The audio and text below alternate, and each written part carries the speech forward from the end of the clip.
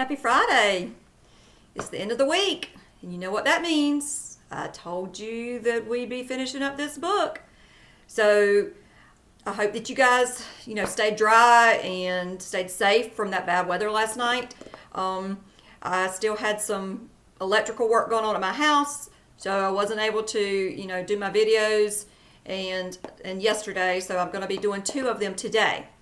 It's Friday, so got on my red, support my Trojans.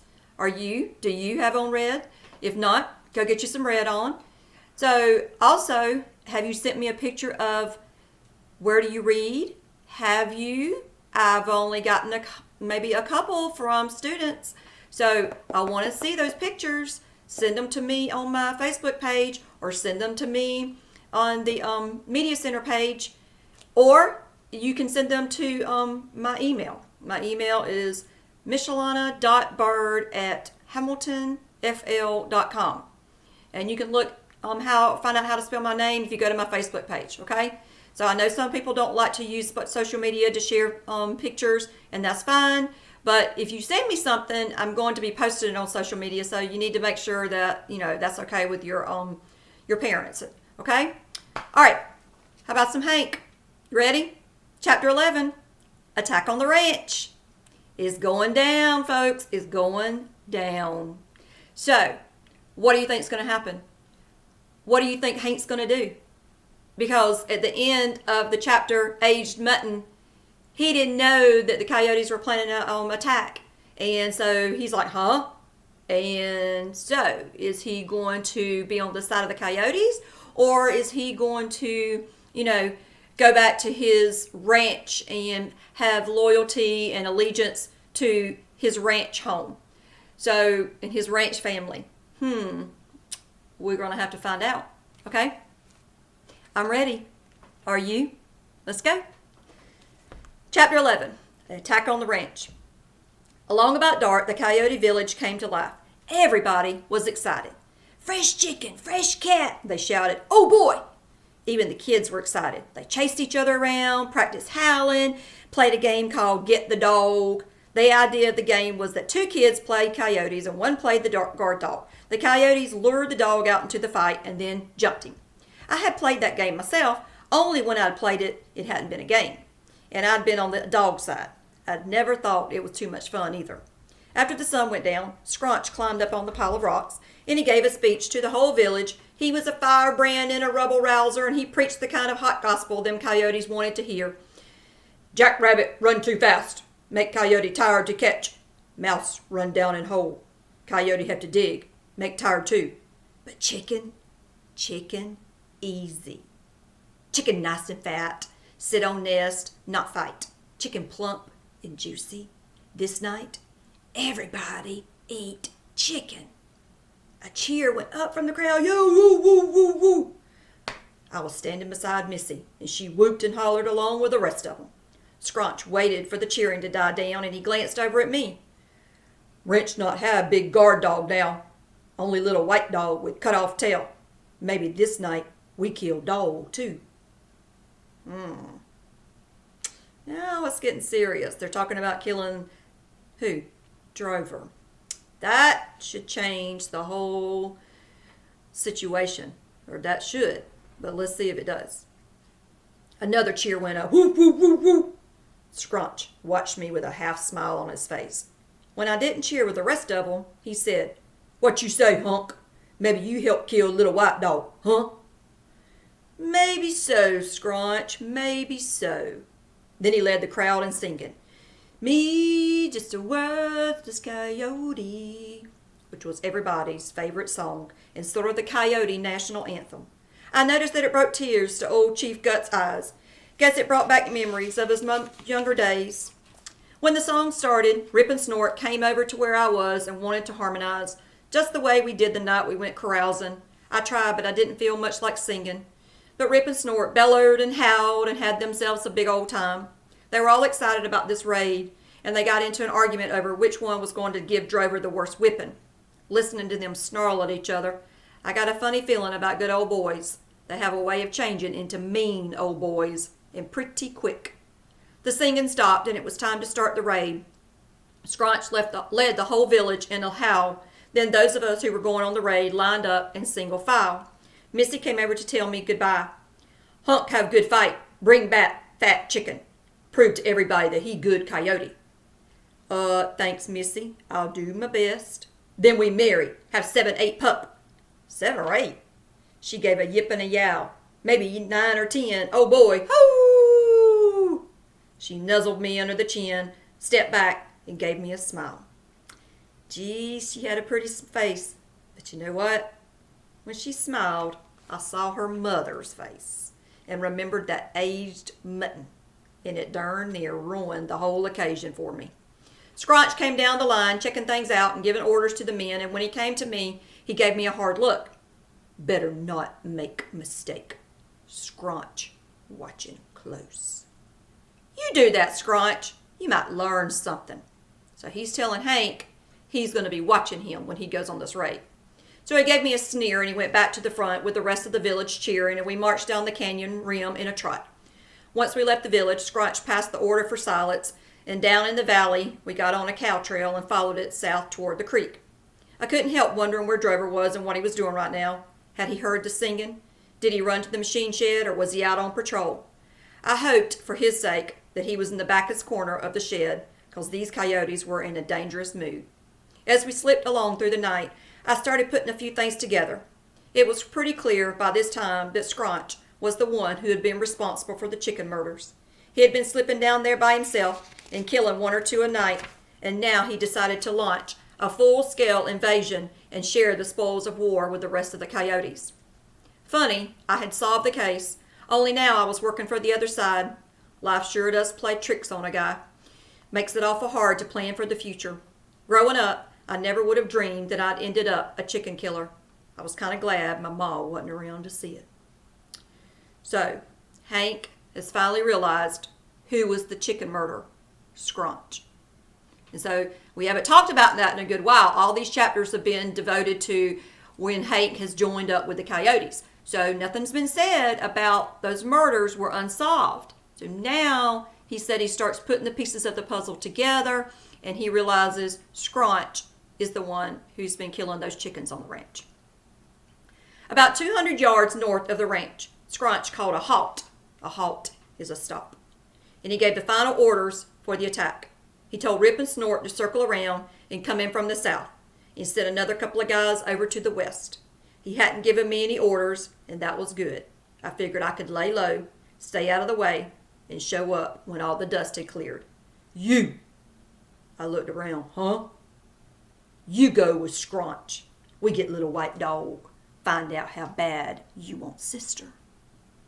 Well, surely I don't deserve such an honor. Not talk. Only fight. So the others left, and me and Scraunch started sneaking toward the ranch. I felt sick. Things had gotten out of control. I hadn't wanted it to happen this way.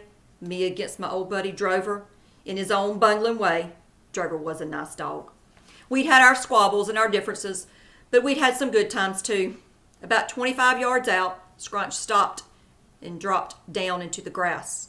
I squinted into the darkness, and I saw Drover standing beside the northeast corner of the machine shed. Just as you might expect, he wasn't looking in our direction.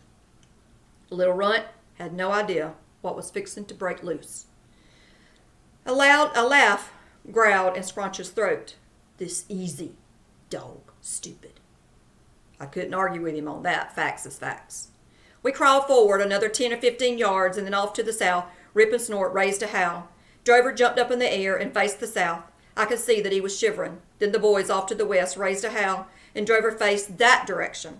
Scraunch growled, and Drover faced us. His head was cocked sideways, and one ear stood up. That meant he still hadn't seen us. But he was beginning to get the picture. The ranch was surrounded. I kept waiting for him to run, but he didn't. Scraunch pushed himself up out of the grass. You go first. I watch.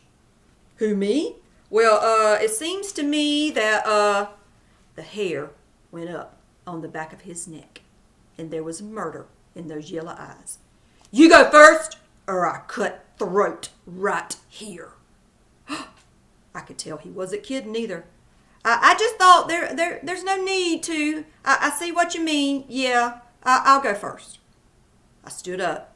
Scrunch threw back his head and let loose the bloodiest howl I had ever heard. It sent shivers all the way down to the end of my tail. He gave me a shove, and the attack was on. Drover heard us coming. He started yipping and jumping up and down, but he stood his ground. I could hear myself talking. Run, Drover, while there's still time. My voice got louder. You got no chance, Drover. Don't try to be a hero. Next thing I knew, I was yelling, Drover, run for the shed. You're outnumbered. They'll kill you. Run for your life. The little mutt was so scared he was spinning around in circles and jumping up and down at the same time, but he still hadn't left his post. By this time, I could see Rip and Snort sneaking up behind them, the moonlight glinting off their teeth and their eyes. They didn't look like good old boys anymore. They had murder on their minds. Behind me, Scrunch was screaming, Kill, kill, kill! All at once, something snapped inside of my head.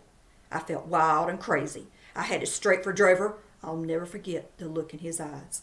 He was more than scared. He was bewildered. Didn't know what was happening to him. He turned to face my charge. Okay, I'm going to show you the picture. Here's Hank, and here's Scrunch, and they're sneaking up around the shed, and here's Drover.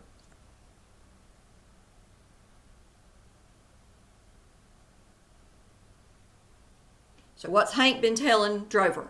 He told him, run for your life. So, let's see. Drover turned to face my charge. As I flew past him and took aim for Snort, I yelled, This is it, son!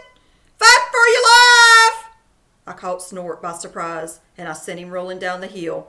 That gave me just enough time to catch Rip as he was making a dive for the back of Drover's neck. Hit him in midair, and I knocked him on his back. By this time, Scrunch had plowed Drover under and was standing on top of him, ready to tear out his throat. I lit right in the middle of his back. I got a back bite on his right ear, and I started chewing. That took his mind off of Drover. He jumped straight up, pitched me off. I got to my feet, and he got to his feet, and we faced each other. So what did Hank do? Hank attacked Rip, Snort, and then Scrunch. So he fought for Drover. He did the right thing. Yay! Call off your boys, Scrunch. Let's make it me and you, one-on-one. He grinned. Chicken dog, die for this. I had a little piece of his ear in my mouth, and I spit it out. Out of the corner of my eye, I saw a light come on in the house.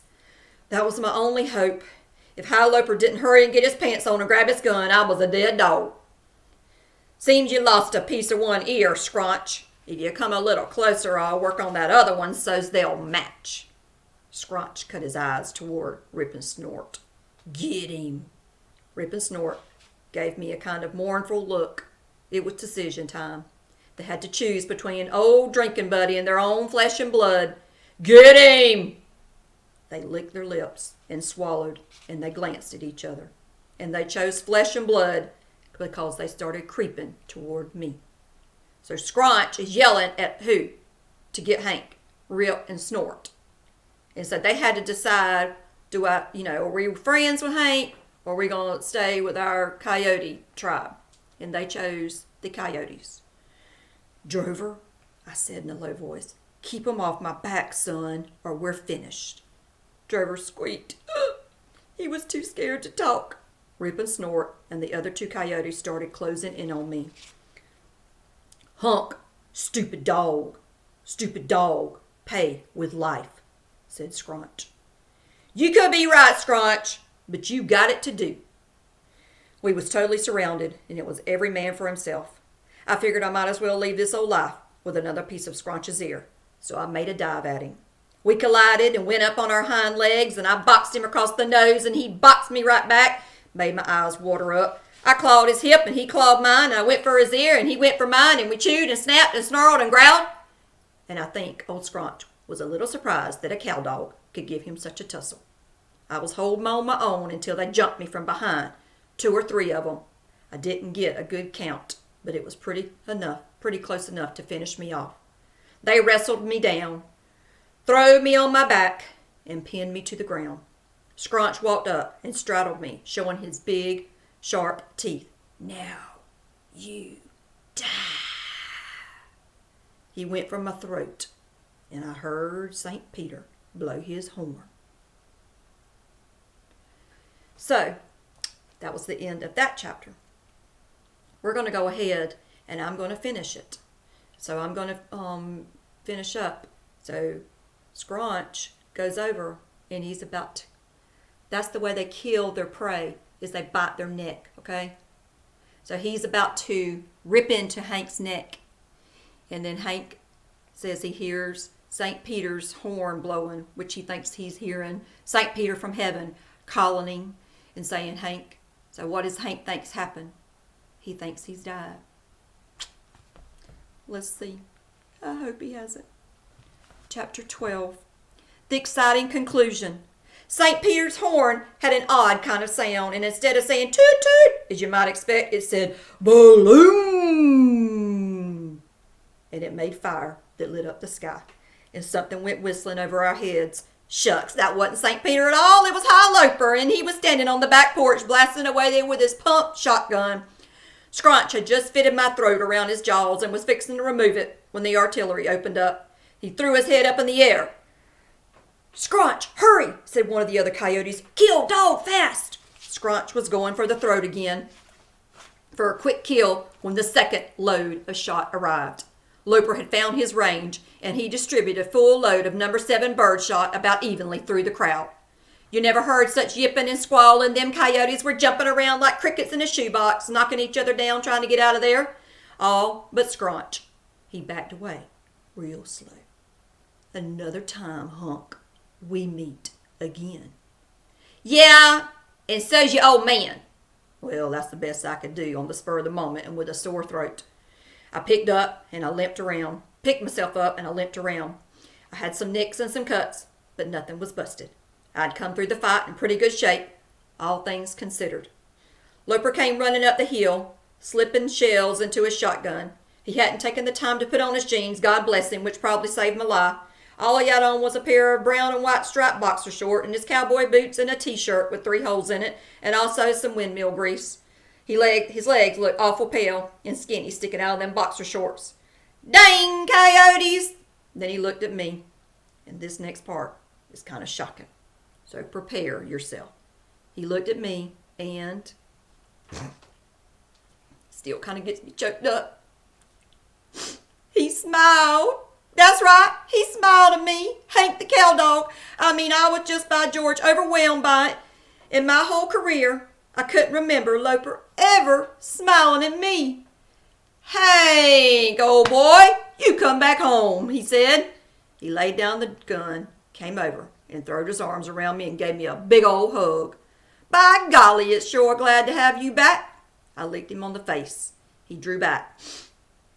Dog, you stink. Where you been? Aged mutton.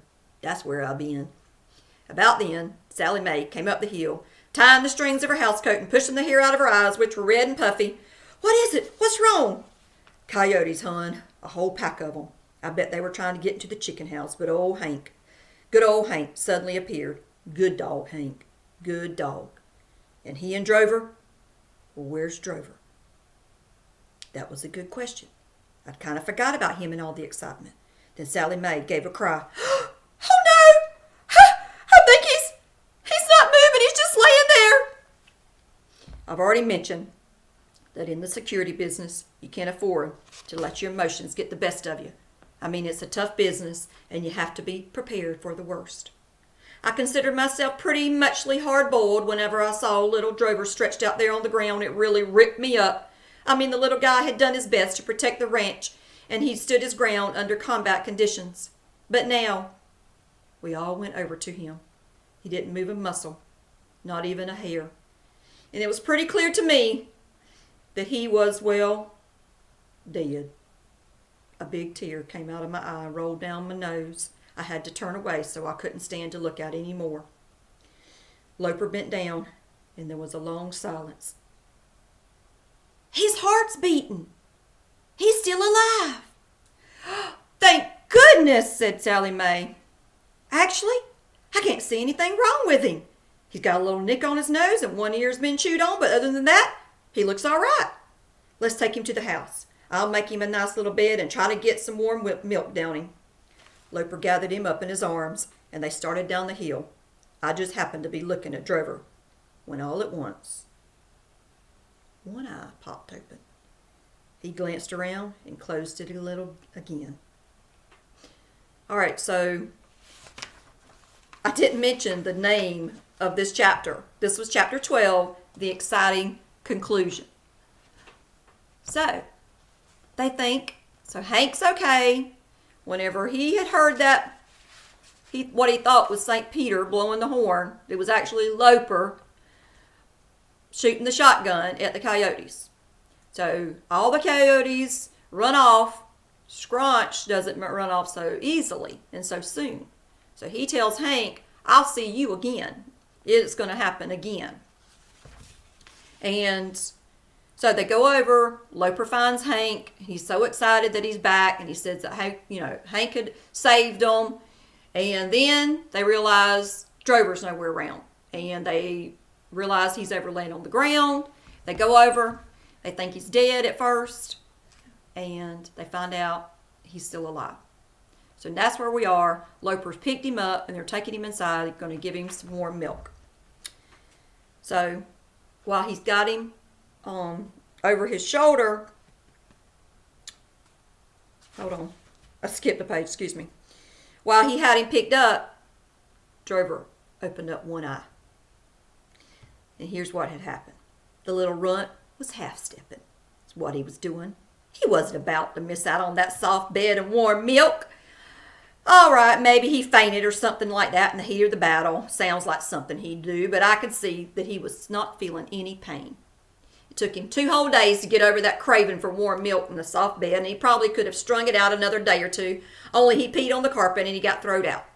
So they took him inside and let him stay inside for a couple of days. I was down by the corrals when he came padding up. So this is Drover. They've pushed him out of the house because he peed on the carpet. Hi, Hank. What's going on? Well, I was working on another case, and I didn't really want to be disturbed. Hello, half-stepper. What's going on is that some of us have to work for a living so that others of us can attend to the milk drinking. So Hank's a little bit sore. He's a little bit aggravated because Drover's been inside in the house for 2 days drinking milk. He shrugged. I'm feeling much better now, thanks. I'll bet. What you working on? I glanced over both shoulders before I answered. There's something funny going on around here, Drover. Look at these tracks. I pointed at the tracks, but he didn't even look. Tracks are down here on the dirt, son. That's where you find most tracks, is on the ground. Hank, tell me something. Did you really join up with them coyotes? I mean, did you really think you could live with them? I walked a short distance away, and for a minute, I didn't answer. Drover, if I tell you something, will you swear to keep it a secret? No, I mean you gotta swear an oath. He raised his right paw. I swear an oath, Hank. My lips are sealed. Okay, I guess I can trust you. You know what undercover work is? Sorta. Well, that's what I was doing, you see. We weren't getting anywhere with them chicken house murders, and I figured the only way we could crack the case for me was to infiltrate the coyote tribe. It was risky. I knew there was a good chance I'd never come back alive, but it had to be done. No fooling. That's right, and it had to be top secret. I mean, I couldn't even let you in on it. If them coyotes had ever suspected a thing, it would have been curtains for this old dog. Wow, weren't you scared? Nah, well, a little bit. Actually, the toughest problem was keeping the women away. The women? Right, Drover, you won't believe this, but they actually was fighting over me. I mean, it got embarrassing after a while. Why, one evening, these 2 beautiful women... Well, I'll tell you about it some other time. Right now, we got another case to crack. Now look at these tracks. What do you make of them? Drover squinted. Well, they were made by an animal, and I'd say the animal walked right past here and left these tracks in the dirt. So far, so good. Keep going. That's all I see, Hank. I'm stumped. Okay, now listen and learn. Them's badger tracks. While we was busy fighting off the whole coyote nation, a badger slipped into the ranch, and I got an idea that he's still around. You mean if we follow them tracks, we're going to find? That's correct. Uh-oh. Badgers are pretty tough. Yes, that's true. But duties duty. If we start letting badgers in here, before you know it, they'll have to try to take over the place over. Come on, Drover. We got work to do. So, before we finish up this chapter, which is just a couple of more pages, and that will be the end of the book, what did Hank tell Drover was the secret? Because Drover had asked him, did you really, team up with the coyotes, and did you really go live with them? And Hank told him what? He said he was doing undercover work. So he told Drover he had planned that. Do you think he planned it? No. Hank is always telling some kind of tale. So no, he did not plan that. He got mad. He actually did go and stay out with the coyotes for a little while. But he wanted Drover to think that it was part of a plan and that he had actually been undercover trying to find out about those murders. I don't believe it. Do you? Well, that's up to you. You can believe it or not. Let's find out the ending, okay? So now they're on the track of a what? A badger. Come on, Drover. We got work to do. He gulped. Badgers have big claws, Hank. You leave the claws to me. I'll go in the first wave, then you jump in from behind, and dang you if you run off and leave me again. I don't know what I'll do, but you won't like it. Okay, Hank, I'll be right behind you. So I put my nose to the ground, and I started following the trail. It led around the saddle shed and through the garden. Reading the signs, I saw where Mr. Badger had stopped in the garden and dug up a couple of worms or bugs. So I continued east. I followed the trail through the gate, past the gas tanks, up the hill, and right to the yard fence. This is worse than I thought, Drover. He's in the yard. Doesn't leave us much choice. This could get nasty. Could be a fight to the death. Whose death? In this business, you never know. You just have to give your best for the ranch. Come on, let's move out. So we hopped over the fence. I got down in my stalking position and I picked up the trail again. The scent was getting stronger now. It was real strong. Badgers have musk glands, and they leave a heavy scent. Suddenly, I saw him, hiding in a bunch of flowers. I froze. Drover ran into me. This is it.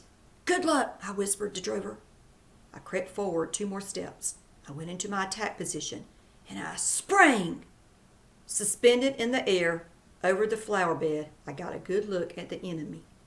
So here's Hank. He jumps, and he's over the flower bed. It suddenly occurred to me that badgers aren't black with 2 white stripes running down the middle of their backs. What's that? And they don't have a small head with beady little eyes or a long bushy tail. It was a skunk. I'd been duped again. I tried to change course in the midair so he's up here. He couldn't change, but it was too late.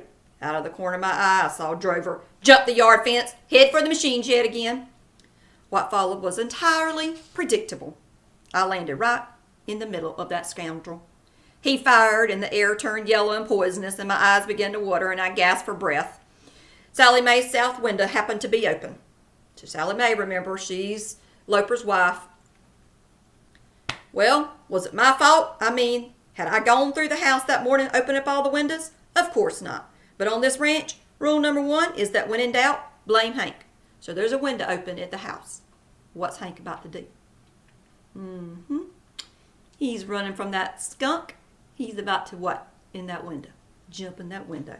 I ran for my life, rounded the corner of the house, just as Sally Mae came bowling out of the back door. She was armed with a broom and took a swat at me as I flew past, and my eyes were stinging so badly that you got to understand that I could hardly see, and I was having trouble catching my breath.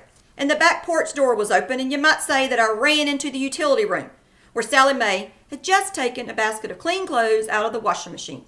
Was it my fault that she happened to be washing clothes that day? Get out of the house, you stinking dog! Well, as I've said before, every dog in this world isn't cut out for security work. It requires a keen mind, a thick skin, and a peculiar devotion to duty.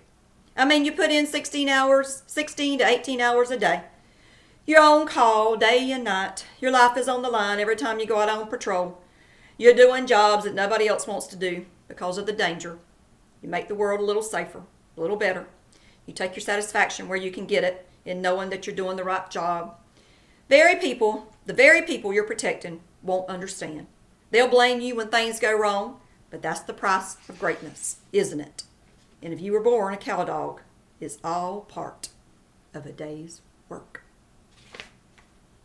Here's the picture. So here goes Hank running into your utility room, and there's Sally Mae with the broom.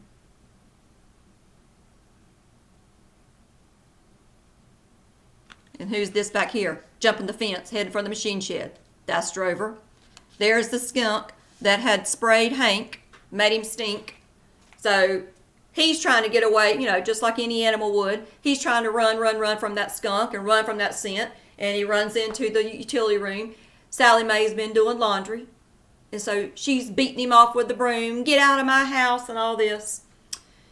But in the end, Hank says it's just all part of the job. And that he's just used to being blamed for everything. So that's the end of the original adventures of Hank the Cowdog. So our murder mystery was somebody was killing the chickens. Who was doing that? It was Scrunch. And then, so at the end, he figures that out. And he has been, living with the coyotes.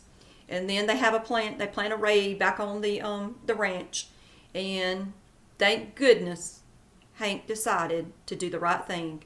And he attacked the coyotes instead of attacking Drover and the chickens. So, I hope you enjoyed those stories, all of those chapters. And I hope that you will possibly go and check you out the next Hank. Hank books do not have to be necessarily read in order. You can go and get number 2 or number 3, but they actually they're each individual story. Okay, so one doesn't necessarily depend on the other. Now there might be characters in some of the others that show up that maybe they were introduced in a earlier book, but I think that you'll be safe to be able to, you can read books out of order in the Hank series. Like I said, I have several of these in the library, and I know that they used to have them at the public library in Jasper, and they actually were on a CD, and the author, which is John Erickson, he would read them to you, okay? And he actually right now, if you will go to hankthecowdog.com, the author is actually reading some chapters orally. He's not reading the whole book, but he's reading some of them. And I watched him read the chapter The Boxer the other day. And he actually has a ranch himself, and he has cow dogs, and he has cows. So he was actually out on his ranch and when he was doing that. And so if you want to go see the real person who wrote the Hank stories reading that, then go over there, and I would either do a Google search for John Erickson, or there is a website called hankthecowdog.com, and I'm sure there's probably a link there that will take you to those readings. There's also some other activities on that website. So, but that's all we have for this book.